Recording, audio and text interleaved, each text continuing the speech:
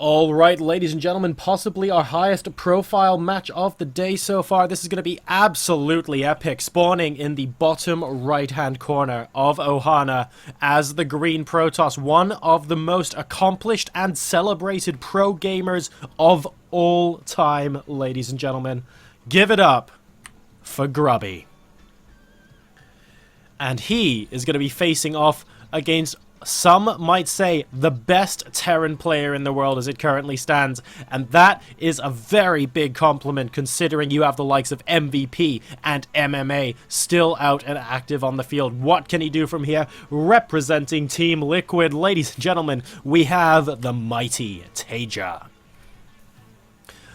This is going to be an enthralling and entertaining TVP, and truth be told, I have no idea which one of these players is going to take it. You can argue that because of the GSL experience and recent stompage, that Taeja might be the favorite to take this best of three. But Grubby has shown us time and time again that he is perfectly capable of taking games off of anyone in the world, and Taeja is no exception to that. In addition to that, we saw Grubby go a game down against Protosser on the verge of elimination.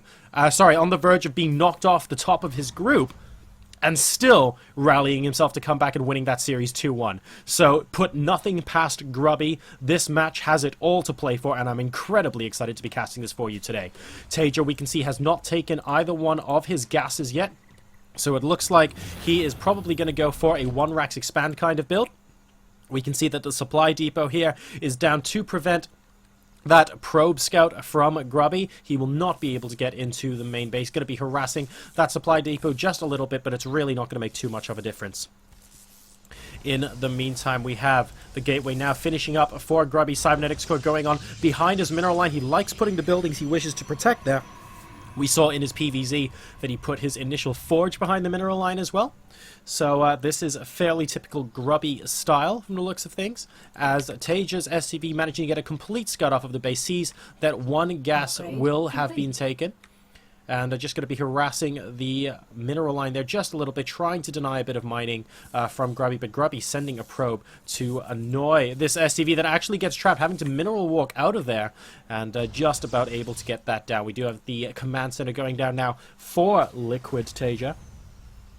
And everything looking fairly normal over here. Still a 1-Rax expand. Grubby has seen pretty much everything he needs to see.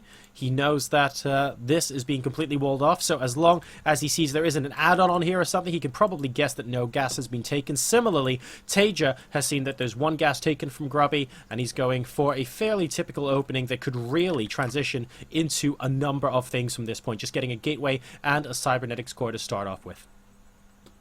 Grubby going to be doing a little bit of, very nice defensive scouting there, and actually spots the SCV from Taeja designed to be there to scout the timing of the expansion. Grubby actually only has 100 minerals in the bank right now, so if this probe is here to expand, it's going to take him a little while before he's going to be able to put that down. And we have a third command center going up for Taeja now, so he is really, really ramping up the pressure. But, ladies and gentlemen, boys and girls, we have a 4-gate coming in from Grubby here. So I wonder if Taeja's going to be expecting this. We even have the probe by the expansion in case Taeja sends a scout off to see if something like that is desirable.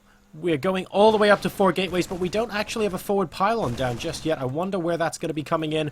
We need this probe to do something fairly quickly, and oh no, the Marines are going to spot it. And there goes the idea of a forward pylon. We need another probe out here. Stat.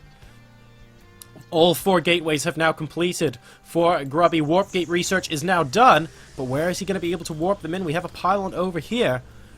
We don't actually have another one out on the map just yet, so chances are he's not going to be able to get too aggressive with this. The Marine's going to be able to push that Stalker back. We have a probe coming in to put a forward pylon there. It looks like the initial one at the natural expansion is not going to be able to get that down, and Grubby is going to be hinging his hopes in this game onto 1-base style play, and that Stalker almost going down, but great micro there from Grubby, able to get it away in time, and excellent defense coming out here from Taeja. Grubby really pinning his hopes here on a 1-base style. He has got 400 minerals. He could attempt to get his own natural expansion, but that would be significantly later than the expand from Taeja, so he is going to be going for it, warping in more and more units to join in this attack. Will it be enough? The bunker is actually about to finish, and if Taeja pulls SCVs to repair, it could be enough. Grubby going up the ramp just as the bunker finishes. Unfortunate timing there. 4 Marines immediately going to get into the bunker. The bunker's at 1/3 health, and yes, the bunker's going to go down, but will the Stalkers be enough? It looks like there's quite a lot of HP still left on the Zealots out in front. One of them about to die. In fact, both of them about to kick the bucket as well. We have about 8 Stalkers now left in the natural expansion. Will Taeja be able to hold this?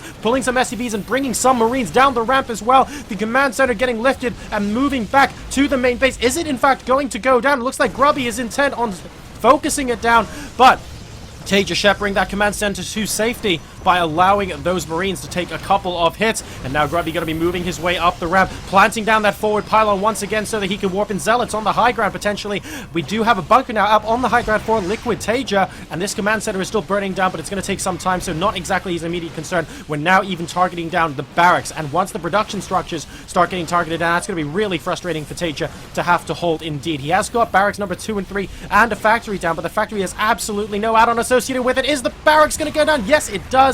And we have got a bunker with a couple of SCVs repairing it at the moment, so Grubby will not be able to break through just yet, but he's probably going to look to bring in a couple of Zealots to bear the front of this attack. Are we going to see a sentry for force fields on the back of here? We'd like 2 force fields to prevent the SCVs from mining, and it looks like he's going for it here, but the sentry can't get to the front. We need some force fields to zone out those SCVs. Do we have it? We don't have it at the moment. The bunker's doing a decent amount of damage, and a second bunker has just completed, and Grubby's going to go around the entire thing. He needs to continue with his warp-ins. He is at about 200 minerals at the moment, and Taeja is pulling all of his SCVs. It looks like Grubby might be able to take a win in this game number 1. Guardian Shield going up. A lot of SCVs going down here. Zealots being warped in, but they're actually being targeted by the Marines and the Marauders. The Marines on such low health, he can pick them up very, very easily indeed. The problem is the SCVs are preventing the Stalkers from going anywhere, and it looks like Taeja might be able to hold this off. He does indeed, and Grubby on 26 supply, Taeja on 22 supply. The worker count is 24-9 though, and Taeja lost a lot of SCVs in that fight, so he does hold off the fort gate from Grubby, but for how long? Look at the number of workers left in this main base. It's going to be very tricky indeed,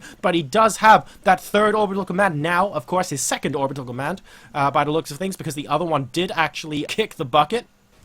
So he will have those double mules, but exactly how effective is it going to be? I really do not know. Grubby with 4 sentries here, just preventing an army coming back down the ramp from Taeja. I love this move from him a lot. Is he going to use the opportunity to expand? Yes, he is. So Grubby going to be going out of this fort gate into a bit of a macro game by the looks of things, and Taeja now preparing a drop to try and bypass entirely those sentries that are there on the low ground, and Grubby needs to be so careful. These sentries could actually get picked off here. Another force field preventing the Marauders from coming down, but here come the Marines. They are stimmed, and Grubby needs to run away with all of these sentries. Oh my goodness! And an immediate GG from Grubby as Liquid Taeja gets out of his base? Oh wow.